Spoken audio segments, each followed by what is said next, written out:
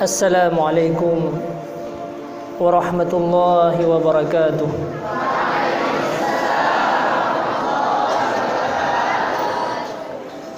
Alhamdulillah nahmaduhu wa nasta'inuhu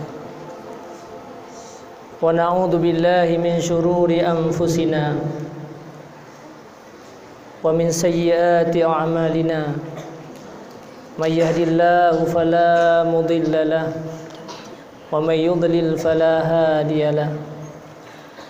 Wassalatu wassalamu ala khairil bariyah wa ala alihi wa sahbihi wa mawala. Allahumma salli wa sallim ala sayyidina Muhammadin tibbil qulubi wa dawaiha wa afiyatil abdani wa shifaiha wa nuril absari wa dhiyaiha wa qutil arwahi wa ghizaiha wa ala alihi wa sahbihi fi kulli lamhatin wa nafasin bi'adadi kulli ma'lumin lak, amma ba'd. Pertama-tama dan yang paling utama, sama-sama kita memanjatkan puji dan syukur kepada Allah Subhanahu wa taala telah memberikan taufik dan hidayah tanpa pernah kita menyangka dan menduga, tidak pernah tersirat dalam hati kita. Bahkan dalam hati Al-Fakir sendiri pada hari yang berbahagia ini bisa bertatap muka dengan para asatid dan asatizah, para santriwan dan santriwati, para anak-anakku sekalian. Maka semoga pertemuan ini menjadi pertemuan yang rahmat daripada Allah Subhanahu wa taala. Inilah pertemuan yang bisa membawa kita sampai di hari akhirat nanti. Pertemuan bersama-sama Rasulullah sallallahu alaihi wasallam. Selawat dan salam marilah sama-sama kita hantarkan kepada Rasulullah sallallahu alaihi wasallam. Beliau sangat banyak berjuang untuk kita, berkorban, berbagai macam penderitaan yang beliau rasakan, kenikmatan dan kebahagiaan yang kita miliki hari ini, semuanya itu atas penderitaan yang pernah menimpa Nabi kita, Nabi Muhammad. Beliau harus meninggalkan tempat kelahirannya, meninggalkan kota Mekah, tempat bersama-sama keluarganya, harus berhijrah ke negeri Madinah. Sehingga Rasulullah berdoa kepada Allah sesampai beliau di Madinah, Allahumma habbib ilayyal Madinah kama habbabta ilayyal Makkah. Ya Allah, berikanlah rasa cinta aku ke negeri Madinah seperti Engkau telah memberikan rasa cinta aku terhadap negeri Mekah. Maka kita hari ini bisa lega, kita hari ini bisa tenang, kita hari ini bisa menjadi orang-orang yang beriman dan Islam. Semuanya itu atas pengorbanan Rasulullah sallallahu alaihi wasallam dan juga para sahabat dan keluarga-keluarga beliau. Selawat dan salam juga kepada al dan sahabat. Mereka juga berjuang di atas agama Allah ini. Walau harus merasakan kepahitan dalam perjuangan mereka, walau banyak di antara mereka yang menderita di kala hidup mereka, akan tetapi penderitaan itu hanyalah sesaat. Hanya beberapa masa semasa mereka hidup. Hanya 10 tahun, 20 tahun mereka menderita karena mengorbankan jiwanya dan hartanya untuk agama Allah. Akan tetapi setelah mereka meninggalkan dunia ini, 1400 tahun yang silam bahkan lebih, sampai hari ini dan sampai hari akhirat nanti, penderitaan 10 tahun, 20 tahun akan dibalas oleh Allah Subhanahu wa taala dengan kebahagiaan yang ratusan ribu tahun sampai mereka nanti dimasukkan di dalam surga. Salawat dan salam juga kepada para alim ulama, para ulama-ulama dan guru-guru kita. Merekalah pembimbing dan pendidik kita. Merekalah yang mengajarkan ilmu-ilmu kepada kita.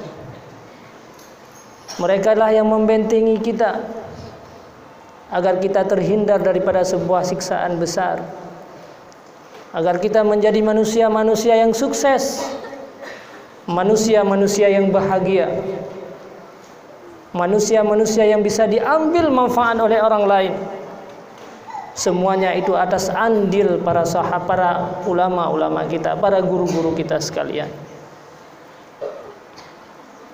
Ta'zim wa takrim luntuan yang pertama sekali kepada abi kita bersama di sini selaku pimpinan kita, ayah daripada rohaniyah kita semuanya. Mudah-mudahan Allah memanjangkan umur beliau.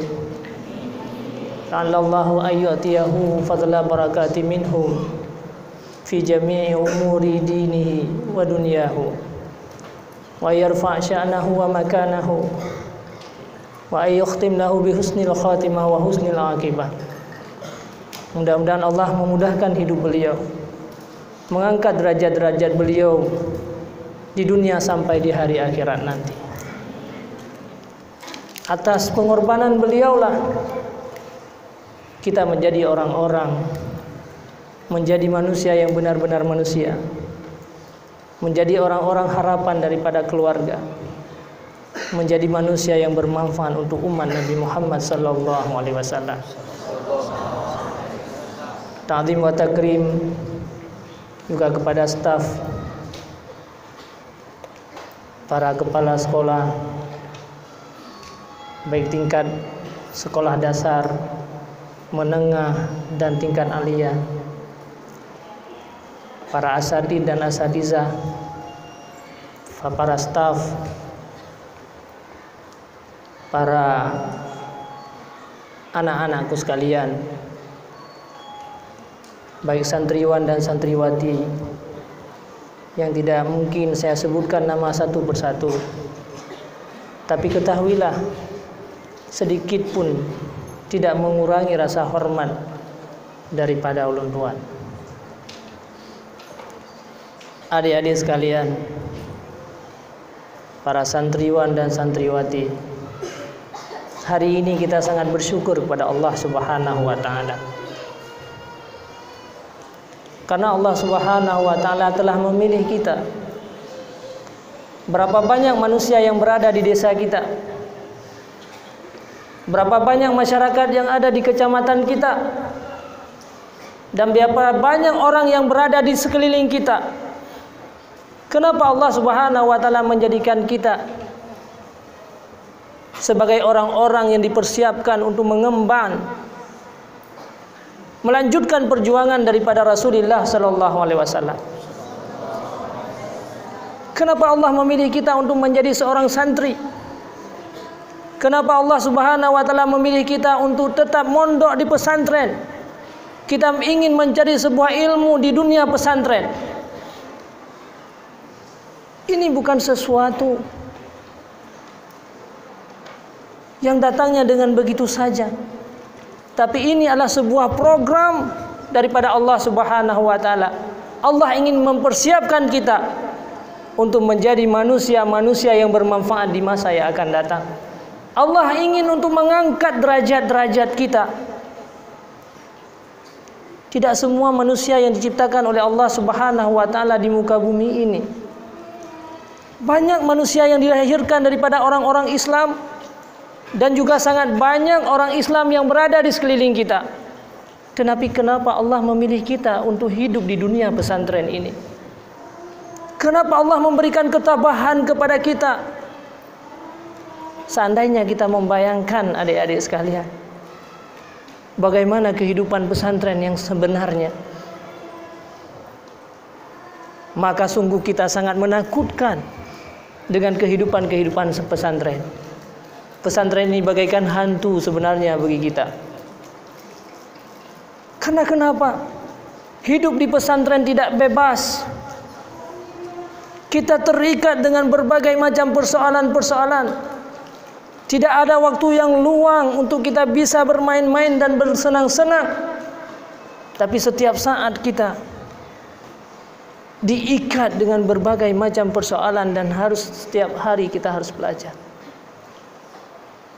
Inilah merupakan rahmat dan kasih sayang Allah. Allah masih memberikan ketabahan kepada kita. Allah sedang memilih kita. Allah sedang mempersiapkan kita, mampukah atau tidak mampu kita melewati ujian-ujian untuk menjadi manusia yang luar biasa. Kita harus melewati ujian-ujian yang luar biasa. Tidak mungkin manusia diangkat derajat untuk menjadi orang hebat kalau dia tidak melewati ujian-ujian yang juga tidak kalahnya, hebatnya, dahsyatnya daripada ujian-ujian tersebut. Kenapa Rasulullah SAW merupakan manusia yang paling agung? Kenapa Rasulullah SAW merupakan manusia yang paling tinggi derajatnya di kalangan para anbiya yang lain?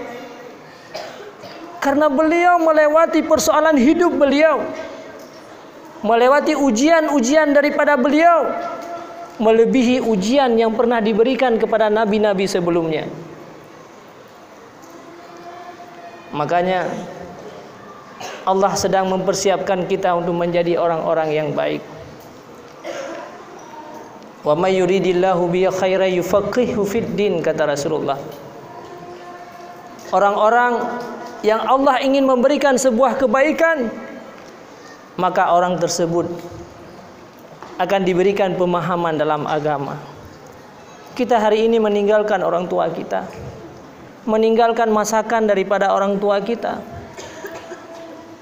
meninggalkan keluarga kita, adik-adik kita semuanya, berangkat musafir untuk mencari ilmu Allah Subhanahu wa taala.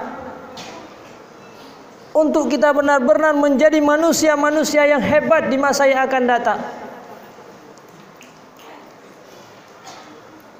Maka untuk mencapai kebahagiaan, agar kita bisa mencapai sebuah martabat yang paling tinggi nanti di hari akhirat, di dunia dan di hari akhirat, maka kita harus benar-benar tabah dan tekun di dalam menjalani pendidikan pesantren.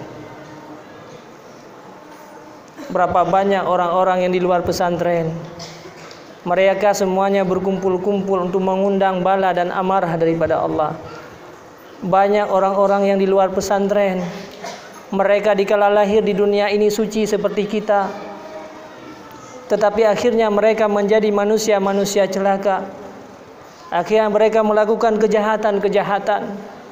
Hidup mereka selalu menzalimi, akhirnya mereka menjadi manusia durhaka kepada Allah, menjadi manusia yang hancur bukan sekedar di dunia, akan tetapi bahkan di hari akhirat nanti. Kita sangat bersyukur kepada Allah. Allah telah memilih kita, padahal harta mereka jauh lebih banyak daripada harta kita. Kekuatan mereka, kehebatan mereka, orang tua mereka jauh lebih mulia daripada orang tua kita. Tetapi kenapa Allah memilih kita? Ini sebuah tanda kasih sayang Allah yang paling besar kepada kita. Kenapa pesantren ini merupakan sebuah lembaga pendidikan yang beda dengan pendidikan-pendidikan yang lain? Kenapa pesantren ini merupakan sebuah pendidikan yang mengantarkan umat manusia kepada kebaikan dunia dan akhirat? Dikarenakan di dalam pesantren ini kita dididik dengan pelajaran dan pengajaran. Orang-orang yang sukses di pesantren bukan sekedar sukses pelajaran. Imam Malik berkata, laisal ilmu bikasratir riwayah. Tidaklah orang dianggap punya ilmu karena dia banyak meriwayatkan hadis-hadis, banyak menghafal ilmu-ilmu. Innamal ilmu nurun yukzafu fi qalbish. Akan tetapi yang dianggap ilmu itu adalah bagaimana hati kita selama ini hidup di pesantren. Cahayanya ilmu itu yang ada di pesantren, yang sudah dicampakkan dalam hati kita. Karena pesantren mendidik rohaniah dan jasmaniah kita. Walaupun hari ini banyak manusia yang selalu memperhatikan jasmani mereka, Banyak di antara kita hari ini menghabiskan waktu untuk kebutuhan-kebutuhan jasmani kita. Sementara rohaniah kita hari ini banyak yang kita abaikan. Padahal jasmani ini semuanya akan hancur. Lihat orang-orang yang telah meninggal dunia. Seandainya kita menggali kuburan-kuburan mereka, jasmani mereka telah hancur dan tidak ada arti apa-apa. Tapi rohaniahlah yang tetap. Inilah dunia pendidikan pesantren. Abi kita, para guru-guru di sini, setiap saat mendidik dan membimbing rohaniah kita agar kita menjadi orang-orang yang baik. Rasulullah pernah bersabda dalam sebuah hadis, Inna fil jasadi mudghah. Bahwa sungguh dalam tubuh manusia itu ada segumpal daging. Wa idza saluhal jasadu kulluh. Apabila daging itu suci, bersih, baik, maka akan baiklah seluruh anggota tubuhnya. Wa idza fasadal jasadu kulluh. Dan apabila daging mereka itu rusak, hancur, maka akan rusaklah segala tubuh-tubuh. Alah, tahukah kalian, kata Rasulullah, wahyal qalbu, itulah hati kita. Hati itulah merupakan nur rabbaniyah. Itulah merupakan pancaran dan sinaran yang selalu dipandang oleh Allah Subhanahu wa taala. Karena dalam hati kita ada titik yang akan menghubungkan kita dengan Allah Subhanahu wa taala. Bahwa sungguh Allah selalu memandang kepada hati-hati kita. Beliau tidak melihat kepada jasad-jasad kita. Innallaha la yanzuru ila aswarikum walakinnallaha yanzuru ila qulubikum. Allah melihat kepada hati-hati kita. Maka hari ini kesuksesan bagi kita. Kita hari ini dianggap sukses kalau rohaniah kita hari ini bersih. Kalau akhlak kita hari ini menjadi akhlak-akhlak yang baik. Bangsa kita hari ini menjadi persoalan besar adalah bukan persoalan karena ilmunya. Pemimpin-pemimpin dan pejabat kita hari ini orang-orang yang punya ilmu tinggi. Mereka banyak ilmu yang mereka miliki. Bahkan banyak di antara mereka yang punya nilai-nilai yang tertinggi di kala mereka belajar ilmu agama. Sebelumnya negeri kita Aceh ini merupakan negeri yang 5 besar di kalangan dunia. Tetapi Aceh hari ini merupakan sebuah provinsi kecil yang ada di penghujung Sumatera. Kenapa? Karena persoalan hari ini adalah persoalan bimbingan karakter yang mengurang di kalangan-kalangan kita. Maka solusi yang paling besar hari ini adalah solusi pesantren. Pesantrenlah yang mendidik dan membimbing karakter-karakter manusia. Bukan sekedar bahagia di dunia, tapi malah mereka bisa bahagia sampai di hari akhirat nanti. Maka berbahagialah adik-adikku sekalian. Para anak-anakku sekalian, berbahagialah. Allah Subhanahu wa taala sedang mempersiapkan kita untuk merubah wajah Aceh ini, bahkan merubah wajah Nusantara ini hanya dengan ilmu yang kita miliki di pesantren. Ilmu rohaniah inilah yang dibutuhkan oleh umat di masa yang akan datang. Kita tidak melihat luarnya saja, tapi yang dilihat adalah batiniah kita, rohaniah kita. Maka disinilah tempat bimbingan rohaniah manusia. Kalau di pendidikan yang lain, mereka hanya mengajarkan ilmu, tapi tidak mengajarkan adab. Padahal Rasulullah SAW diutus ke permukaan bumi ini, bu'istu liutammima makarimal akhlak, hanya untuk memperbaiki akhlak-akhlak daripada manusia. Makanya kita semuanya hari ini harus benar-benar tabah, harus benar-benar tekun di dalam menjalani kehidupan pesantren ini. Karena hanya dengan bersabar kita untuk mendapatkan sebuah cita-cita yang selama ini kita cita-citakan. Hari ini kita harapan umat. Hari ini kita harapan masyarakat yang ada di luar. Hari ini orang-orang sedang menunggu kita. Apakah kita nanti sanggup menjadi pemegang tongkat estafet Rasulullah sallallahu alaihi wasallam? anak-anakku sekalian yang dimuliakan Allah Subhanahu wa taala, maka hari ini kita harus punya cita-cita yang besar. Silahkan kita hari ini bercita-citalah setinggi bintang di langit. Karena dengan cita-cita inilah yang akan mengantarkan kita kepada sebuah apa yang kita inginkan selama ini.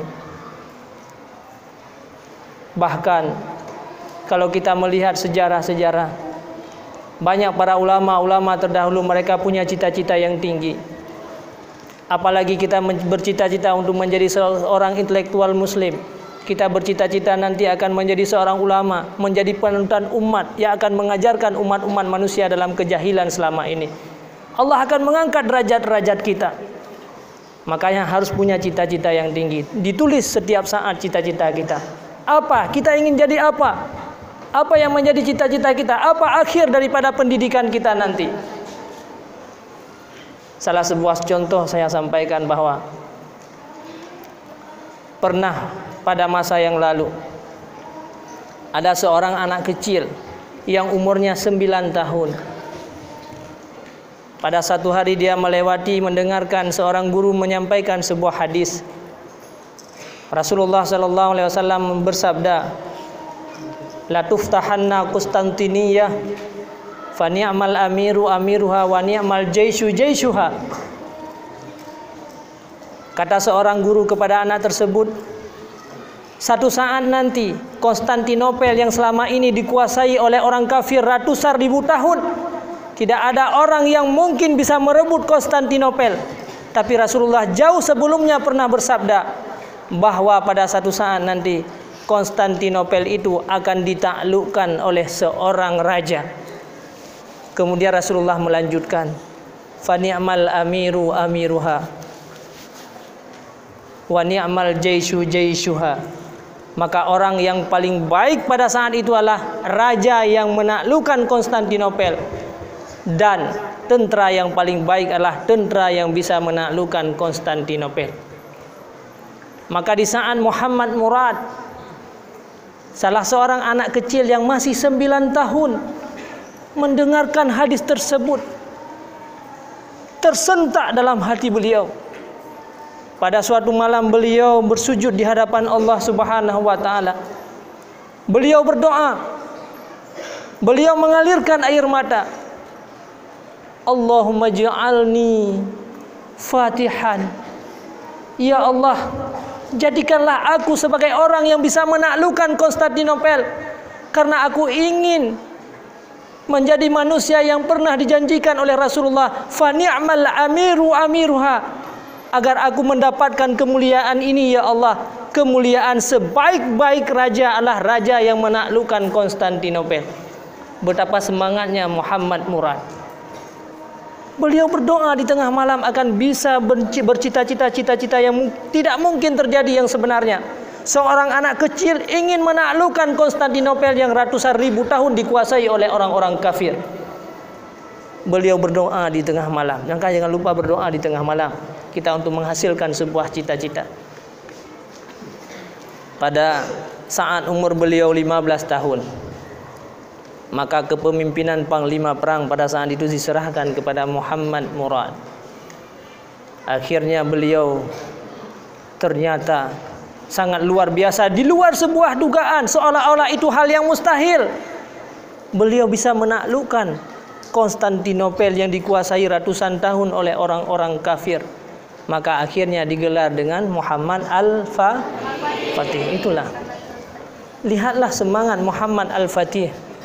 Dia ingin menjadi manusia yang teragung di bumi ini, ingin mendapatkan kemuliaan yang pernah disampaikan oleh Rasulullah sallallahu alaihi wasallam.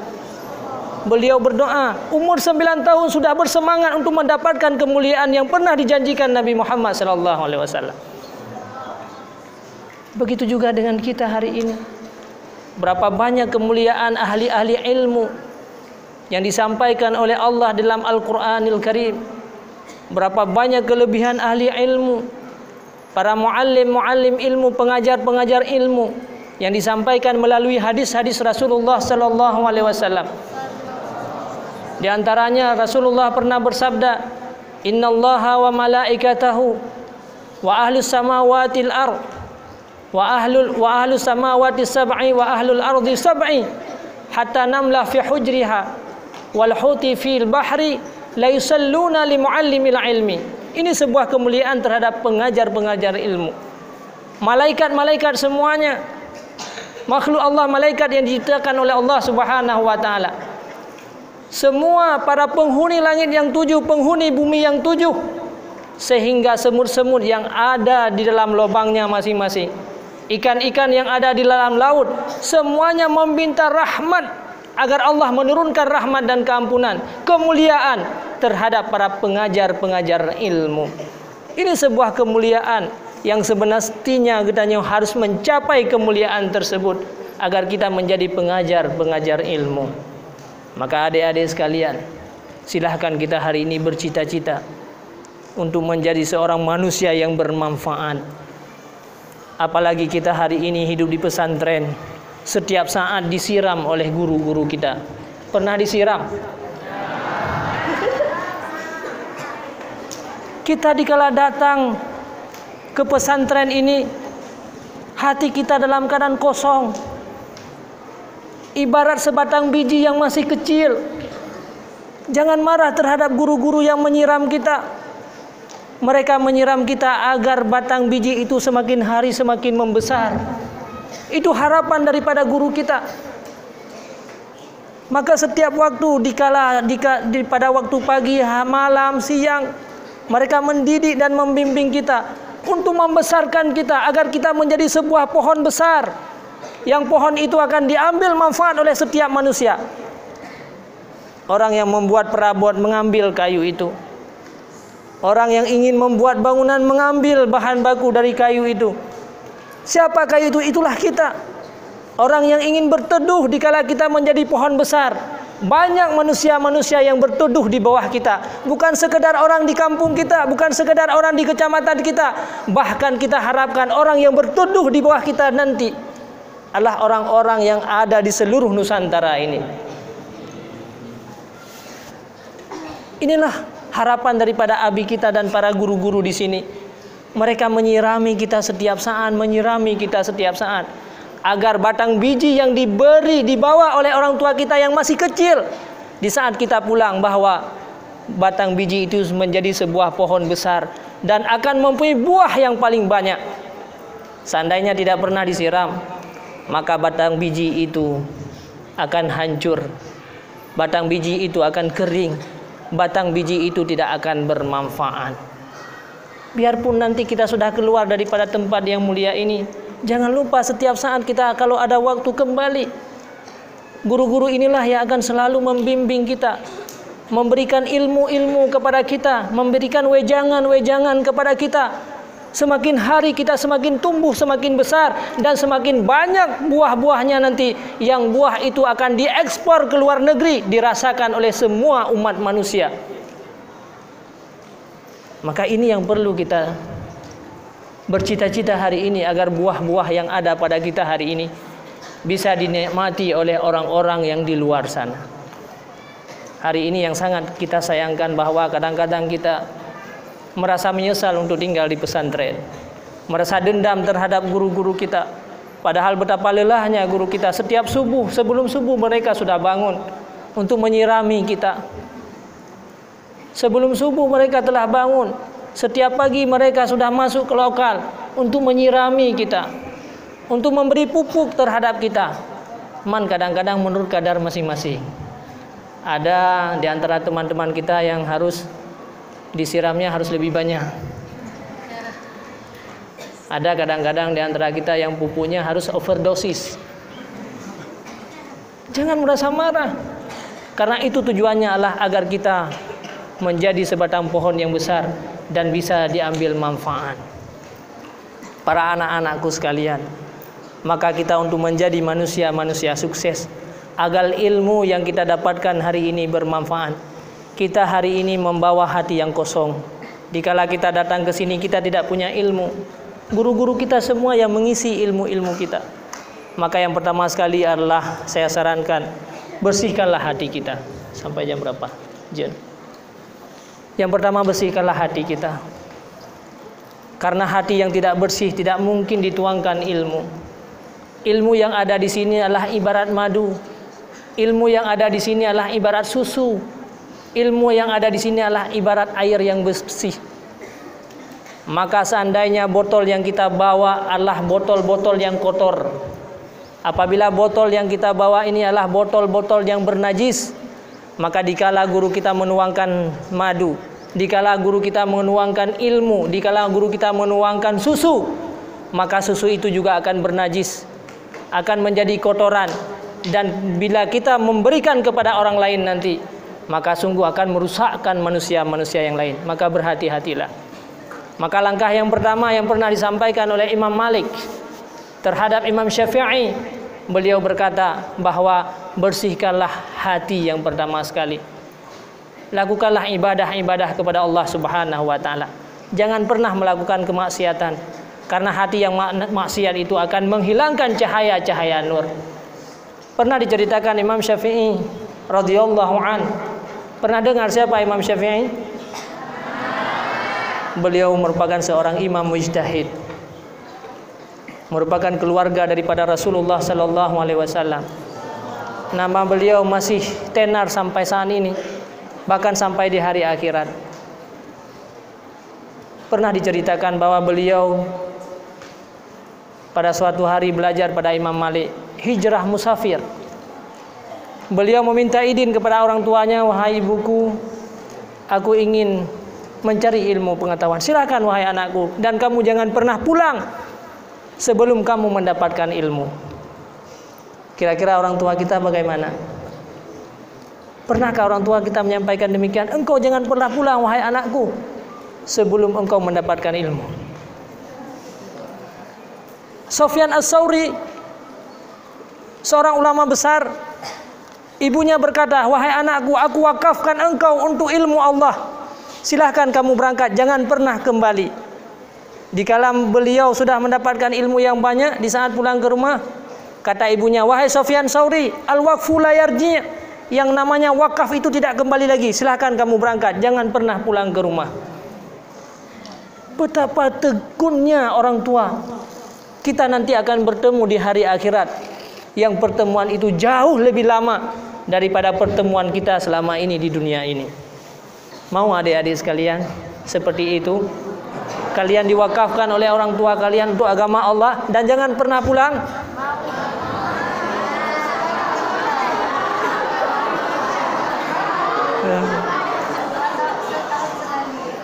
Alhamdulillah.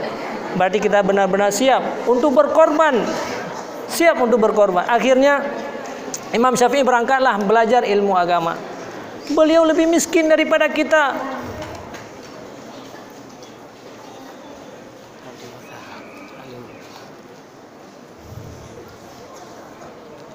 Waktunya hanya tinggal sedikit lagi. Sedikit saja saya sampaikan. Beliau sangat miskin. Akhirnya beliau tidak punya kertas, tidak punya pena untuk menulis ilmu-ilmu tersebut. Maka akhirnya Imam Malik menyampaikan, "Ya Muhammad, ittaqillah wajtani ma'asi, sayakunu laka sya'nun." Kamu takwa kepada Allah dan jangan pernah melakukan maksiat, maka kamu akan menjadi orang-orang yang hebat di masa yang akan datang. Maka inilah bejana botol yang kita bawa ke sini setiap saat dituangkan madu oleh guru-guru kita. Maka istiqamahlah kita di dalam meminta madu terhadap guru-guru kita. Kalau kita istiqamah, maka madu dalam botol kita akan semakin cepat penuh dan itu akan bermanfaat kepada yang lain. Kemudian yang kedua, kita harus benar-benar khidmat. Kita harus khidmat kepada guru-guru kita. Ilmu itu berakah dengan khidmat. Ilmu itu berakah dengan gara-gara kita sering memuliakan para guru-guru kita. Karena guru-guru kita inilah sangat lelah dalam membimbing dan mendidik kita. Ibnu Abbas selaku keponakan daripada Rasulullah SAW yang tafsirnya sekarang sangat terkenal, tafsir Ibnu Abbas, ilmunya sangat banyak. Kenapa? Beliau menyampaikan, "Aku karena berkhidmat kepada guruku, termasuk Rasulullah SAW. Apa khidmat beliau? Singkat saja saya sampaikan, khidmat beliau adalah di saat Rasulullah SAW masuk tandas WC, kemudian beliau sudah mempersiapkan air, 1 timba air untuk Rasulullah SAW beristinja. Selesai daripada mempersiapkan 1 bejana, 1 timba, kemudian ketika selesai Rasulullah istinja, dia memberikan bejana yang lain untuk Rasulullah berwudu. Itulah yang dikerjakan oleh Ibnu Abbas setiap saat. Akhirnya beliau menjadi orang yang paling alim, tafsirnya dikenal dengan tafsir Ibnu Abbas. Kemudian yang kedua yang berkhidmat, Imam Al-Ghazali. Pernah dengar siapa Imam Al-Ghazali? Orang yang sangat banyak ilmu, menguasai seluruh disiplin ilmu. Beliau ahli balaghah, beliau ahli tafsir, beliau ahli tasawuf, beliau ahli mantik. Seluruh disiplin ilmu ada karangan imamnya Al-Ghazali. Bahkan pernah diceritakan kehebatan Imam Al-Ghazali sehingga yang sangat tenar dengan karangan beliau Ihya Ulumuddin. Pernah pada satu masa bahwa di mana ada tuduhan dan fitnah-fitnah terhadap kitab Ihya Ulumuddin. Akhirnya beliau bermimpi bahwa ternyata khidmah kitab Ihya Ulumuddin ini adalah merupakan karangan yang sangat hebat. Maka Rasulullah SAW dalam mimpi beliau diakui tentang kehebatan kitab Ihya Ulumuddin. Apa khidmat daripada beliau semasa masih santri, masih seperti kita, masih sangat kecil, masih menimba ilmu? Diceritakan beliau tugasnya setiap saat adalah membersihkan batu-batu bekasan istinja gurunya. Mau?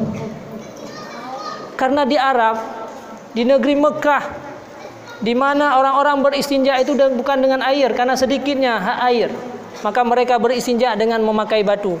Selesai daripada gurunya beristinja, bekasan istinja daripada gurunya itu dibersihkan satu persatu oleh Imam Ghazali. Kita seandainya disuruh untuk membersihkan WC, mau tidak? Kalau WC sendiri mau, WC guru mau tidak? Nah, alhamdulillah. Kita harus benar-benar berkhidmat. Itu Imam Al-Ghazali. Ini Ustaz, orang-orang ini sudah janji ya. Sudah janji semuanya. Tapi itu WC yang kita bersihkan. Tetapi Imam Ghazali membersihkan kotoran gurunya. Bekasan daripada kotoran gurunya dibersihkan setiap satu demi persatu dibersihkan. Kemudian sesudah bersih dikasih lagi untuk gurunya. Itu tugasnya Imam Al-Ghazali. Sungguh sangat luar biasa. Tapi apa yang terjadi? Tugas Imam Ghazali setiap hari dia menghidupkan lampu. Menghidupkan lampu. Bukan lampu seperti kita ini. Lampu zaman dulu. Apa namanya? Kalau bahasa Acehnya na bohase aja mungkin. Tapi saya tidak tahu bahasa Indonesianya bohase itu. Tahu bohase?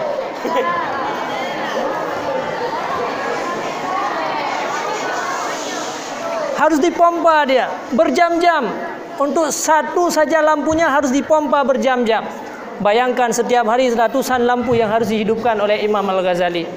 Ternyata kalau teman-temannya bangun jam 5, Imam Ghazali harus bangun jam 4 untuk menghidupkan lampu-lampu yang ada dalam masjid. Pada suatu hari beliau sangat lelah. Karena lelahnya dalam belajar, akhirnya beliau terbangun telat, terlambat terbangun.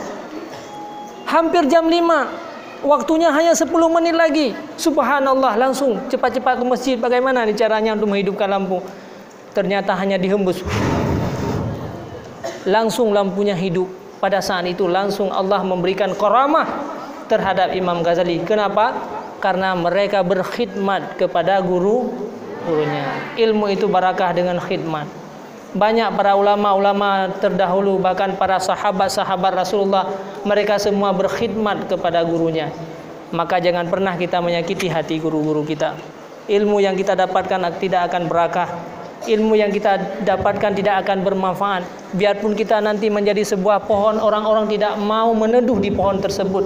Akhirnya pohon itu akan kering dan tidak bermanfaat bagi orang lain.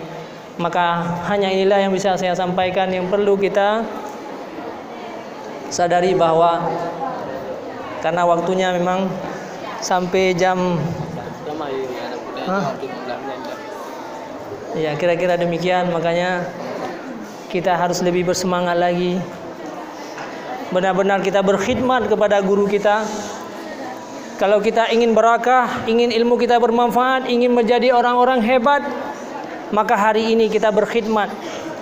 Salah seorang ulama berkata, "Zalaltu taliban." Aku hina dikala aku menuntut, wa azattu matluban, dan aku akan dimuliakan dikala orang akan menuntut ilmu.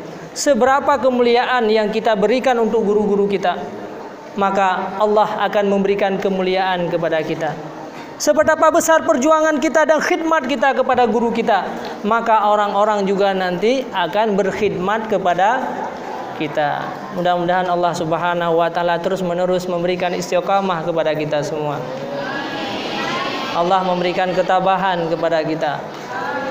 Ilmu yang diberikan oleh guru-guru kita ini bermanfaat sampai di hari akhirat nanti.